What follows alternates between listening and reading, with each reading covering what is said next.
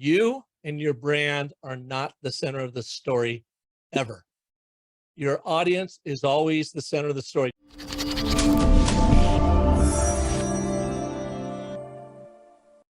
The ABT is fantastic to really dial in your own brand narrative of what does your brand stand for?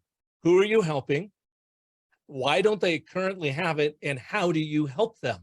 So we use the ABT all the time in really defining a unique value proposition for a brand. First, starting with that ABT statement, which basically is your positioning statement in the marketplace. What makes you different and therefore better than your customers? And what is that one problem you are solving for? Even though you may solve a lot of different problems, we are always trying to find that one overall narrative problem that you are solving on their behalf. And then you could go on and talk about the different things that you do in order for them to be successful with that. So it's really powerful for you to sit down, and I'll give you the quick little instruction manual on it. Select your number one audience. I know you probably serve 2, 3, 5 different audiences. I want you to pick the number one audience that makes up 80% of your sales. Describe them. What do they want in relation to your offering? And why is that important to them? But why is their life miserable because they don't have it? What is it that's standing in their way from getting it? Therefore, how can life be so much better for them if they're working for you or with you in what you have to offer? So what that does is it gets you super focused on a singular narrative, your singular brand narrative on what you are there to solve and for whom. Now, two things you're going to realize as you're starting to write these are two major paradigm shifts. You hear about the first one a lot more lately, but I'm still amazed at how many people have to think through this. You and your brand are not the center of the story ever. Your audience is always the center of the story, just like in the hero's journey. You've got a singular protagonist. He or she has a lot of other people around to help them, but the story is always about one individual. So your brand story is about that individual you serve. What do they want, and why is that important to them?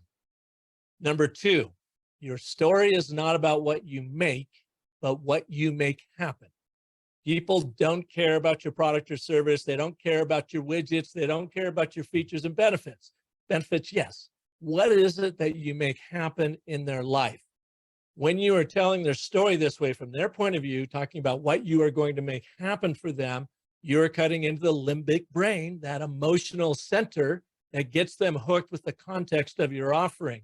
Then yes, there is a point when you've got to come back in and now appeal to the logic-driven brain once that emotional center, that heart has been hooked. Because essentially what your prospect is saying is, okay, that sounds awesome.